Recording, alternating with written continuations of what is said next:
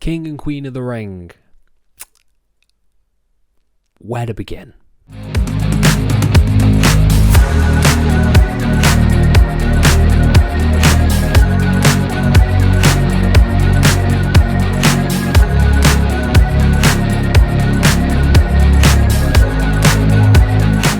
Hello and welcome to FCCR, I am Ian McQuaid, and today we are talking about WWE King and Queen of the Ring 2024, the big old event from Saudi Arabia showcasing the King and Queen of the Ring finals. We have some big matchups on this card, we have a lot of potential. How did this potential turn out?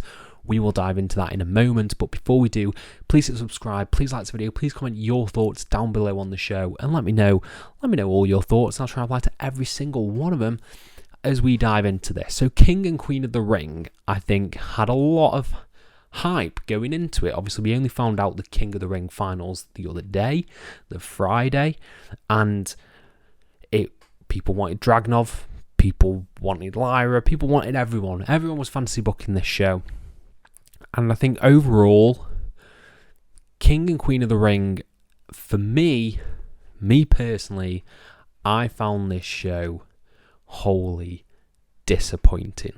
Now, I know that might be a hot take, people probably won't agree with me, but I thought from top to bottom, whilst I enjoyed a lot of the wrestling on this show, I think the creative direction, in particular the finishes to some of these matches, did not work like at all, and the sort of pattern of them, you know, you look at this card, there are 3 matches that ended with some sort of schmozzy finish, but you could even add 4 onto there if you want to count the finish to Gunther versus Randy as being a schmoz finish. That leaves you with 1 match that doesn't have some sort of outside interference or incorrect pinfall or something like that. And I just found it tiring. It just didn't work for me. And I thought the standard of wrestling, whilst good, wasn't enough to get me fully invested in some of these matches. Now, like, there were some wrestling matches on this show that we will get to that I very, very much enjoyed.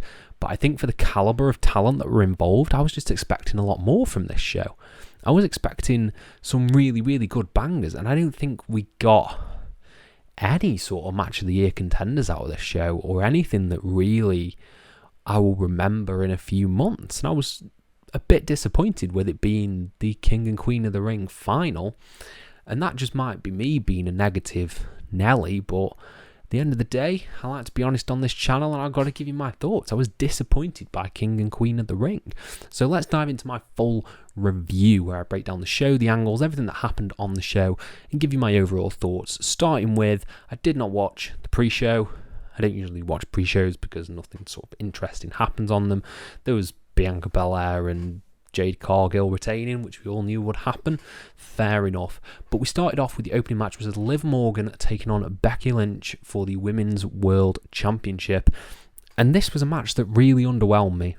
This one was probably the one that underwhelmed me the most on the show. I was expecting some really sort of big things from this, but I thought it was a little bit clunky, a little bit sloppy. I didn't feel like the pace was there necessarily for something that's been building. I don't think it's been a great build either, but I think the sort of the vitriol between these two should have gone further. It should have been bubbling up a bit more, but they started out with like chain wrestling and wrist locks and Liv Morgan putting Becky Lynch in a rest hold, and I was like, this doesn't have the sort of oomph behind it that I was really hoping it would. There were some cool spots in here, like the springboard code breaker thing that Liv did, and sort of the arm drag as well. I thought there was some really flashy offense in here, but overall, nothing. It was completely fine. Felt like a TV main event. And the finish itself, this set off a chain of what I thought this was going to be potentially the only one on the show that would have sort of a finish this what's the word? I don't know, because I was expecting it in the Logan Paul match as well. This sort of directly schmozzy I'm just going to use schmozzy because it's a word. But it ended with Dominic Mysterio coming down in his sling. He throws a chair into the ring to Becky Lynch, presumably. Liv Morgan, outside of the referee, hits a DDT on Becky Lynch, hits the Oblivion, which I think is a bad finisher. I'm really sorry. I don't think it's a good finisher at all. And gets the pin on Becky Lynch. And Becky Lynch loses the title. Liv Morgan's revenge tour is seemingly now complete. And did Dominic Mysterio mean to do that? Did he not? It's sort of a grey area. Reminded me of the end of, was it the WrestleMania match with Brock and Roman where Paul Heyman slid the chair in? One of those matches between Brock and Roman where he did the same thing. And I thought, okay, I can understand this. I can understand where we're going. We're going to Liv versus Rhea. Dom splitting away from Rhea. That's the sort of thing we're going with. And I was okay with it. But in hindsight, with the other finishes of the show, it's diminished a bit for me. And I thought it, for a pretty lackluster opener, this was a bit of a, I don't want to say wet fart, but it was a bit of a wet fart at the end for me. I'm excited to see where we go because it gets announced later on in the night that it's seemingly going to be Becky versus Liv this Monday for the championship again. Rematch clauses and that. But yeah, I was underwhelmed by this. Next up, we had the triple threat between Intercontinental Champion Sami Zayn, Bronson Reed, and Chad Gable. This was probably my favourite match on the show, I think. I think there was some really fun stuff in here where they worked a triple threat the way a triple threat I like to see a triple threat worked, which is you have 3 people in the ring, 3 people are communicating with each other and doing, offense with each other. That was really, really cool, especially when it kicked into the last gear when you had German suplexes everywhere, and then double German suplexes from Chad Gable where he's picking up Bronson Reed for crying out loud, and Bronson Reed going for moonsaults and hitting tsunamis. It was really, really awesome. And I think overall in terms of the finishes, this was the finish that I was on board with the most because I assumed some sort of Chad Gable Otis interaction was going to happen here, and it was perfectly set up. You could see as soon as he picked up Sammy on the outside and he had Sammy in the hook, you're like, okay, Otis is going to clobber him. And he did. He clobbered him. And then Bronson Reed gets hit with a haluva kick. All good. I really like Chad's heel work here where he's slapping the piss out of Otis. Otis is such a good sympathetic babyface. I think we saw that in the Mandy Rose storyline. And this eventual turn from Otis on Chad is going to be very, very satisfying. This was one that I was on board with. I was on board with the drama and I was on board with the shenanigans following on from the Liv Becky match. Not sure if it was a fantastic move to do 2 finishes with other people getting involved straight after each other, which again, my main criticism of the show. But I enjoyed this one more. I enjoyed the inclusion of Otis. The other thing with this match, I kind of feel like Sammy felt a bit, well, not Sammy, this was mainly about Chad. I feel like this match was so much about Chad and Otis that the other two seemed got lost in the shuffle. But it was a really entertaining triple threat. And yeah, cool enough. I'm excited to see where the Academy go with Chad Gable. Then we got the Queen of the Ring final as Nia Jax took on Lyra Valkeryia in what was a really entertaining match. Really entertaining David versus Goliath scenario here. You have the smaller, more agile Lyra Valkeryia going up against the monster Nia Jax, who just shuts you down with everything. There was nothing that stood out about this match. I liked some of the moves that Lyra pulled out. I liked her being the underdog and having to come back against all of the, unstoppable force that Nia Jax was providing against her. But let's be honest, this match is going to be talked about for that finish. The finish to this match, and I've said my piece on the other finishes in this show, this finish was out of nowhere and it was awesome. The hardest sort of sit out, I don't know what you call it, I want to call it a bonsai drop. Lyra Valkeryia goes for a sunset flip on Nia Jax and she can't hoist it down. Nia fucking drops herself on her. Right on the chest. 1, 2, 3. I thought she was going to kick out.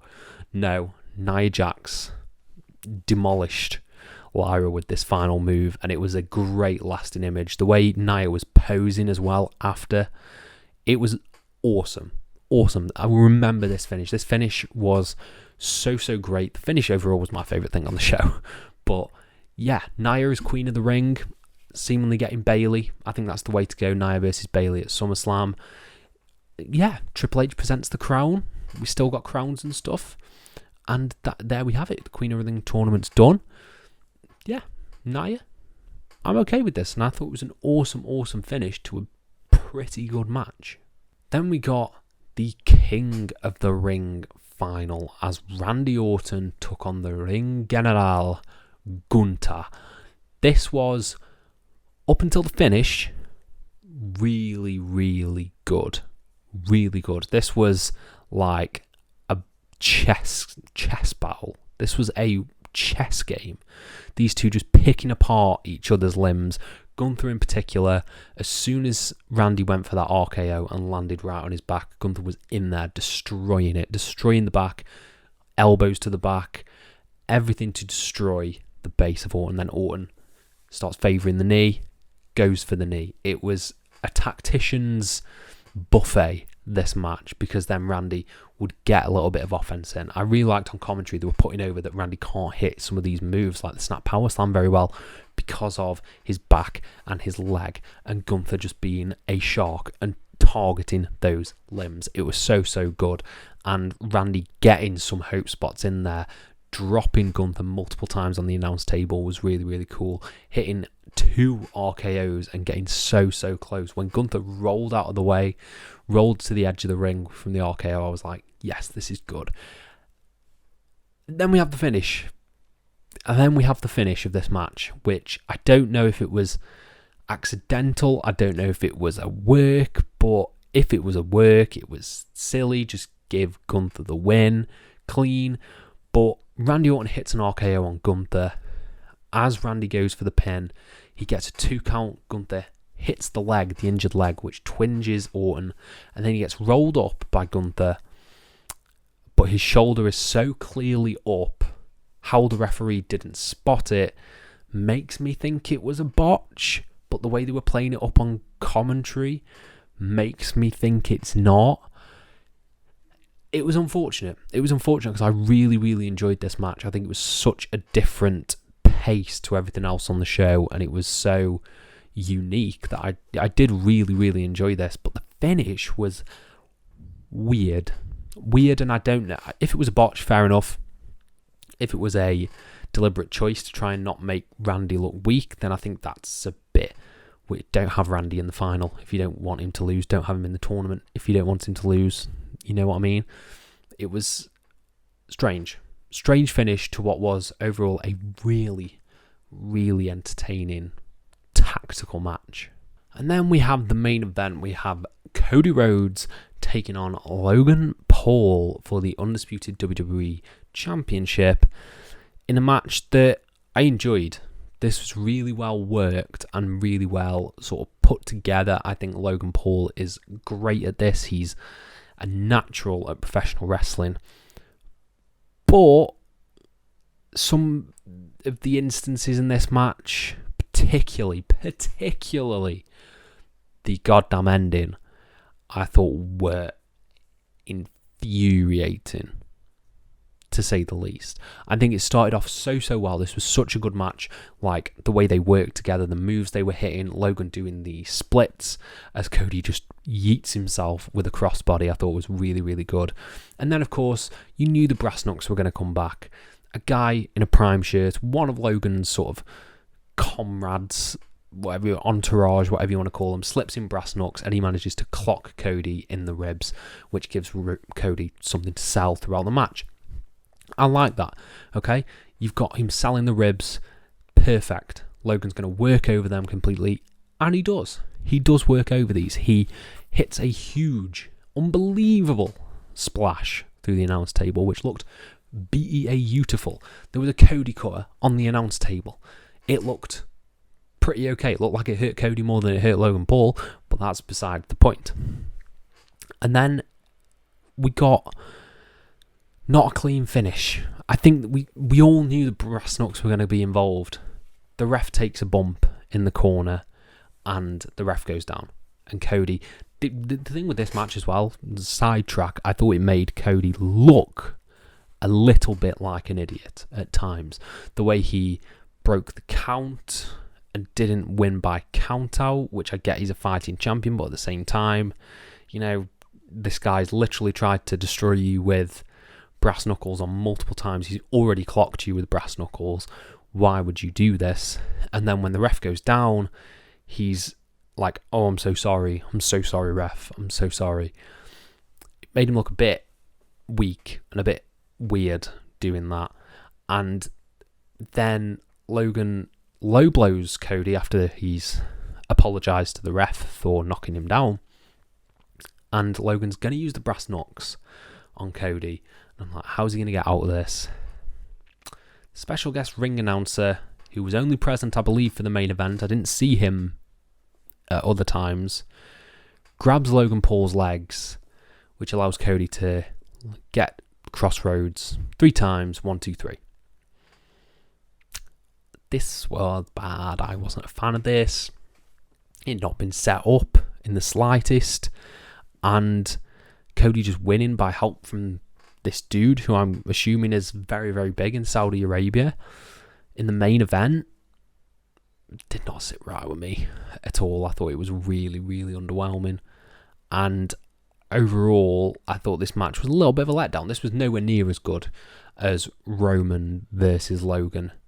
It was pretty fine. It was on its way to being great, but then I think it tanked itself with the finish, which I thought was not good. And I was pretty underwhelmed by this. Some of the best parts of this match were seemingly setting up a Michael Cole versus Logan Paul match, which I'd strangely be down for. The banter that they had and the interactions that they had were really fun. And yeah, I just thought this underwhelmed on what I thought was an underwhelming show. And a show that I would call mid, to be honest. I'd just call it mid. I don't really have much else to say on this. I feel like this has been a very quick review, but I really don't have much to say about this. I think this was such a fine, basic show that there's nothing really that I can add. Overall, I'd give this 2.5 out of 5. I think this is maybe the weakest of the Paul Levesque era that I can think of. I think Extreme Rules was pretty bad, but I can't remember what happened on it. I'd have to watch it. But yeah, I thought this was a pretty weak show, and I was pretty underwhelmed by it. And that wraps up my thoughts. That wraps up my review. Let me know your thoughts down in the comments below, and I'll try and play to every single one of them. Stay tuned for my review of AEW Double or Nothing. That will hopefully be coming on Monday, and my Super Strong Style 16 reviews, which will be coming this weekend as well. Thank you all ever so much for your support. Please hit subscribe. Please like this video, and have a nice day.